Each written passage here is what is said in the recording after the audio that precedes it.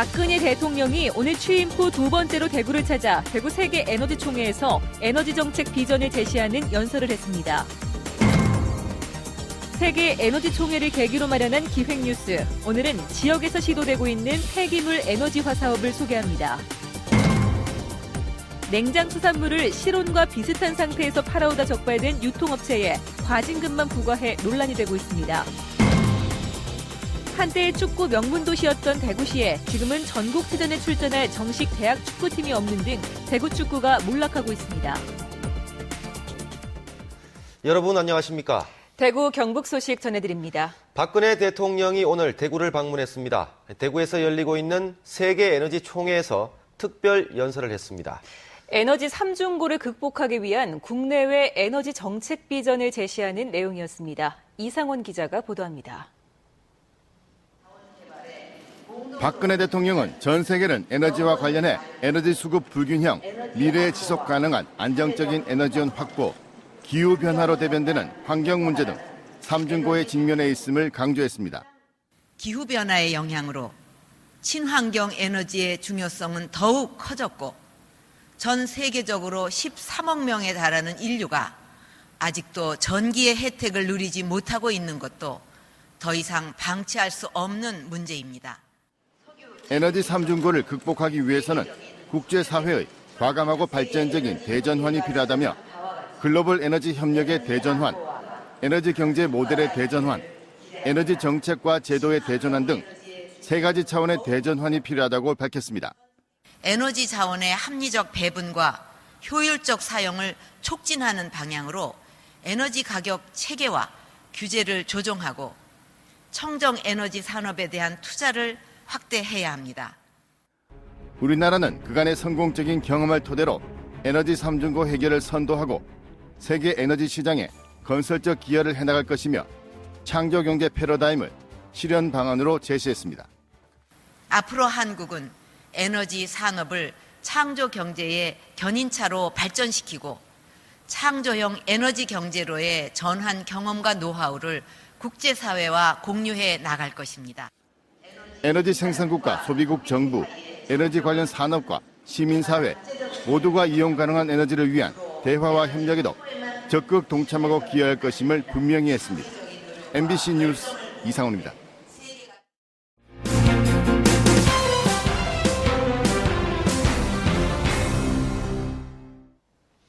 네, 우리가 무심코 버리는 쓰레기도 에너지가 될 수 있다는 사실 혹시 아십니까?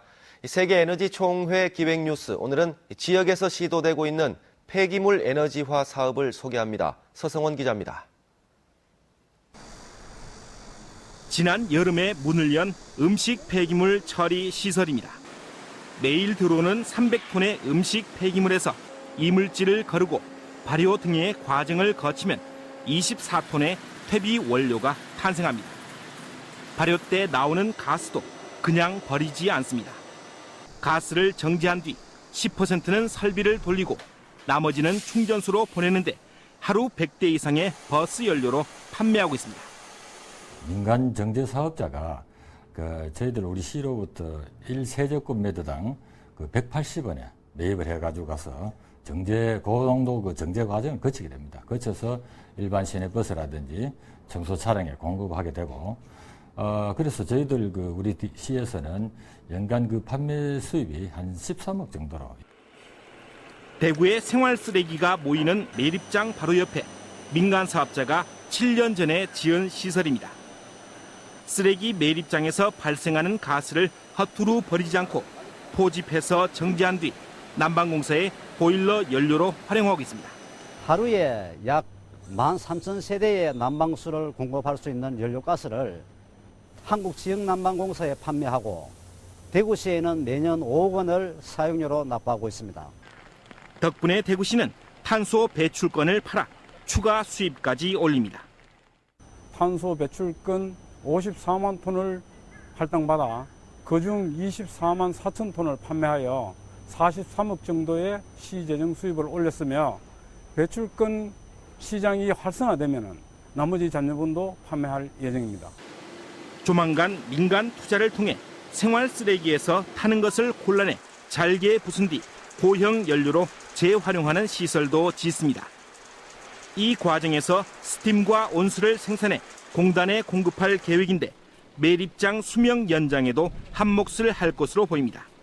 세계적으로 환경 기술이 계속 발전하는 추세에 있기 때문에 우리 시에서는 같은 폐기물 양에서 더 많은 에너지를 추출하는 그런 기술을 적극 도입하여 앞으로 선진 환경 도시가 될 수 있도록. 쓰레기를 그냥 쓰레기가 아닌 에너지로 만들겠다는 이 같은 노력은 에너지 자원이 부족해 해외 의존도가 높은 우리의 현실에서는 더 이상 선택이 아닌 필수가 되고 있습니다. MBC 뉴스 서승훈입니다. 밀양 송전탑 건설을 두고 갈등이 계속되고 있는 가운데 정의당 김재남 의원에 따르면 고압 송전선로의 지중화율은 서울 88.2%, 인천 62.4% 등 수도권 도시 지역이 월등히 높고 강원 0.7%, 경북은 0.9%에 머물러 농촌 지역은 1%도 안 되는 것으로 나타났습니다. 같은 도시 지역이라도 지중화율 30.2%인 대구는 서울, 인천의 절반에도 못 미치고 부산, 광주, 제주보다 낮게 나타났습니다. 동북지방통계청이 발표한 지난달 고용 동향에 따르면 대구의 고용률은 57.1%로 1년 전에 비해 1.1%포인트 하락했습니다. 취업자는 2만 2천 명 줄어든 118만 4천 명이고 실업자는 3만 9천 명으로 4천 명 증가했습니다. 경상북도의 고용률도 63.1%를 기록해 지난해 같은 달에 비해 0.3%포인트 하락했고 실업자는 4천 명 증가해 4만 2천 명이었습니다. 지난 여름 대구의 유명 백화점과 대형마트들이 냉장 수산물을 실온과 비슷한 상태에서 팔아오다 무더기로 적발된 적이 있었는데요. 행정 처분이 과징금 부과에 그쳐 봐주기 논란이 일고 있습니다. 보도에 권윤수 기자입니다. 최근 냉장 수산물을 실온에서 판매하거나 냉동 생선을 냉장 상태로 보관한 혐의로 경찰에 적발된 업체는 백화점과 대형마트 등 대구 시내 8개 유통업체입니다. 검찰 조사에서 6개 업체는 증거가 불충분해 혐의가 없는 것으로 결론이 났습니다. 하지만 이마트 칠성점은 냉장 수산물을 실온에서 판매한 것이 명백하게 드러나 벌금 700만 원이 부과됐고 냉동 고등어를 냉장 창고에 보관했던 농협 달성 유통센터에는 벌금 200만 원이 부과됐습니다. 이 사실은 행정기관으로도 통보돼 행정처분이 내려지는데 이게 논란이 되고 있습니다. 농협 달성 유통센터에 과징금 784만 원이 이마트 칠성점에 과징금 1,162만 원이 부과된 게 고작입니다.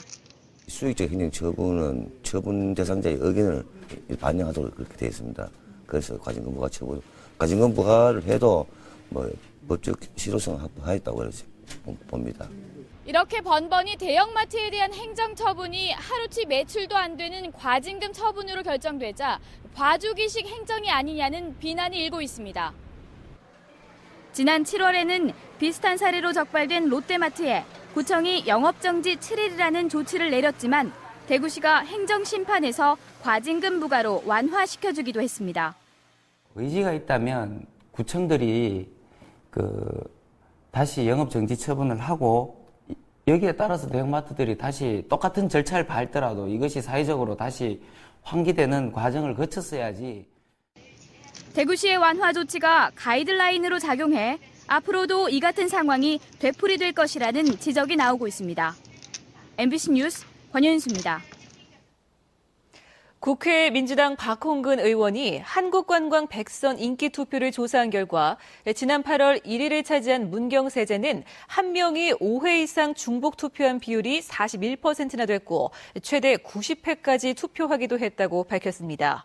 박 의원은 2위인 창녕 우포늪은 49%가 몰표였고 3위 여수 거문도와 대구 근대 골목도 24%나 중복 투표를 하는 등 몰아주기 표 때문에 순위 왜곡이 심각하다고 주장했습니다.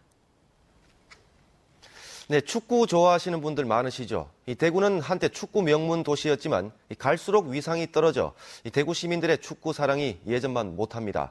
대구 축구계의 현실을 한태영 기자가 취재했습니다. 한국 축구를 스피드 축구로 각인시킨 변병주. 감각적이고 지능적인 플레이로 그라운드의 여우로 불리는 신태용, 축구 천재 박주영, 모두 대구에서 배출한 걸출한 축구 스타들입니다. 전국 대회에서 늘 우승 후보로 꼽히던 고교팀들이 즐비했고 시민들의 축구 사랑도 유별났습니다. 그러나 축구도시 대구는 이제 옛말이 됐습니다. 이번 주 인천에서 열리는 전국체전에 대학부 대구 대표로 출전하는 계명대 선수들. 하지만 정식 축구부가 아닌 동아리 팀입니다. 10년 전부터 대구를 대표해 출전하고 있지만 전국체전에서 단 1승도 하지 못하고 있습니다. 저희가 부족한 것도 많고 사실 하지만 열심히 운동해서 좋은 최선을 다해서 열심히 돌아오고 있습니다. 여자 대학 축구팀도 3년 전 영진 전문대팀이 해체된 뒤 팀이 없어 출전을 포기했습니다. 기타 장비 지원이나 이런 걸 지금 일부분 저희들 협회가 지금 맡고 그래서 팀이 좀 더 새롭게 육성될 수 있도록 많이 노력하고 있습니다. 도움을 갖다가 줄 수 있는 역할들을 협회나 뭐 교육청이나 또는 뭐 시나 좀 대구시 안에서 이제 관계되는 이제 모든 사람들, 관계되지 않는 사람들도 관심을 가져주시고. 전국 광역 대도시에 걸맞는 축구 위상을 높이기 위해서는 대구시의 전폭적인 지원과 함께 축구의 발전과 저변 확대를 위한 지역 축구계의 관심과 노력이 필요해 보입니다. MBC 뉴스 한태현입니다. 민주당 최재천 의원과 에너지 정의 행동이 한수원이 제출한 자료를 분석한 결과 지난해 월성 원전 1호기 압력관 교체 공사를 한 노동자 4명의 1인당 피폭선 양은 2.65mS로 한수원 노동자 5,200여 명의 0.13mS보다 18.9배 높았습니다. 한수원 근로자와 1인당 피폭량이 가장 많은 외주 하청업체 근로자의 피폭량을 비교하면 2008년 13.7배에서 2010년 16.7배로 해마다 격차가 커지고 있습니다. 교육부의 중학교 자유학기제와 관련한 영남권 정책 설명회가 대구와 경북, 부산, 울산, 경남 지역 중학교 교장 800여 명이 참가한 가운데 오늘 대구에서 열렸습니다. 오늘 설명회에서 서남수 교육부 장관은 중학생들의 꿈을 찾기 위한 자유학기제의 정책 목적을 설명하며 적극적인 동참을 요구했고 연구학교의 사례 발표도 이어졌습니다. 대구지방검찰청 특수부는 건설업자로부터 돈을 받은 혐의로 의성군청 공무원 A씨에 대해 구속영장을 청구하고 사무실과 자택을 압수수색했습니다. 의성건강복지센터 건립 실무 담당자인 A씨는 지난해 연말부터 올 초까지 해당 건설업자로부터 수천만 원의 뇌물을 받아 챙긴 혐의를 받고 있습니다. 대구시는 내년 도시철도 3호선 개통에 맞춰 시내버스 노선을 개편하기 위해서 오는 21일부터 27일까지 시내버스 승하차 인원을 조사하기로 하고 이 기간 승객들에게 환승을 하지 않더라도 교통카드를 단말기에 접속해 줄 것을 당부했습니다. 대구시는 이 자료를 통해 정류소별 승하차 인원과 대중교통 환승 여부, 차내 혼잡도, 환승 체계 등을 분석할 예정입니다.